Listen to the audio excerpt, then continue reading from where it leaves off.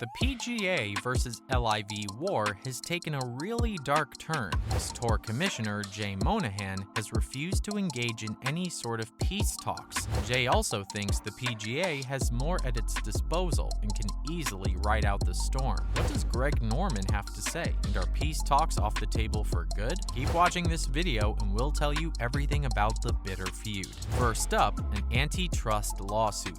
To be fair, it's not like Jay Monahan and Greg Norman didn't try to talk things out. We've always said it's better the two tours learn to coexist instead of engaging in a full blown-out war. But do you remember when Tiger Woods held that secret meeting in which LIV thought they were conspiring against them? Well, that led to a lot of LIV players bringing an antitrust lawsuit against the PGA. The hearing for the trial is set to take place early in 2024, and that basically means there's going to be no peace talks for at least a year. In fact, this is the very reason why Jay Monahan has refused to engage in any sort of peace talks, because they're literally in the middle of a lawsuit. So coming together and having conversations, to me, that card is off the table, and it has been for a long period of time. Honestly speaking, it makes sense. Why would you be engaging in peace talks when you're about to go to court in a year? But at the same time, that doesn't mean that both LIV and PGA should have to see their players calling each other out and taking swipes any chance they get. As fans, all we want to see is some high-quality competitive golf. We were against the idea of a lawsuit in the first place, but now that it's official and there's no middle ground, we think golf fans shouldn't have to go through all the drama again for another year. Next, more assets. At this point, all this doesn't really seem like a bitter feud between LIV and PGA. It actually feels like we're in the middle of a war. Greg Norman announces that LIV doesn't want to engage in a dialogue, while Jay makes it clear that there's going to be no peace talks. It's obvious we're at a standstill here, but Monahan definitely seems like the aggressor in this situation. Just recently, he said something along the lines of how the PGA will be taking their competitor head-on, as they have more assets, more control, and stronger partnerships. We have more assets at our disposal, stronger partnerships, and we have the best players in the world going to commit to play more. All that is fine, Jay, but have you ever thought about what we want?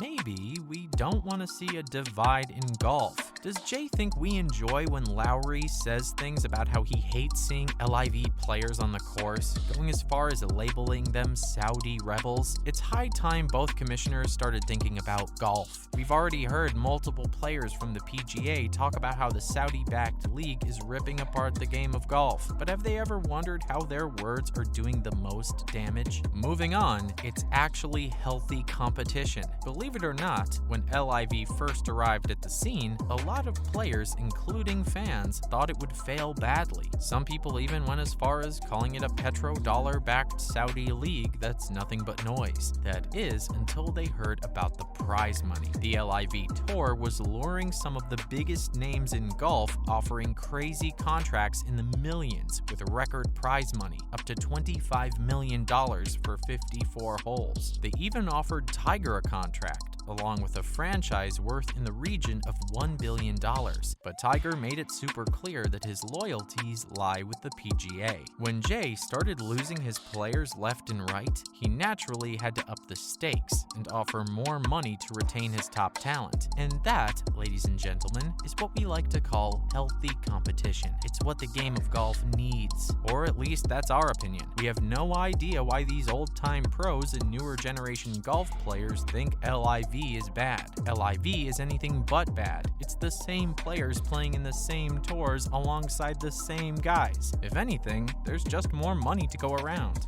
So whether you like it or not, it's high time we admit PGA is threatened by LIV. Now, for a blip in the radar. The only person talking sense right now is Patrick Cantlay. He thinks LIV is nothing but a blip on the radar, and we won't be surprised if he sees the two tours come together and join hands in the near future. Cantlay still said that the best athletes in the world always play together, and there's no sport as fractured as golf, but an intervention between between them is inevitable. Patrick also said that about 10 years down the line, everyone will think of LIV and just share a laugh, because it really isn't anything serious. This is probably the first golfer who has a realistic and rational opinion on the matter. It's not fracturing the sport if we get both LIV and PGA golfers to play the same events, right? But yes, there's definitely a problem if some of the greatest golfers in the world can't share the same stage. Then it's fracturing the sport for sure. Right now, it's just a matter of who blinks first. Time for some more on golf. Next up,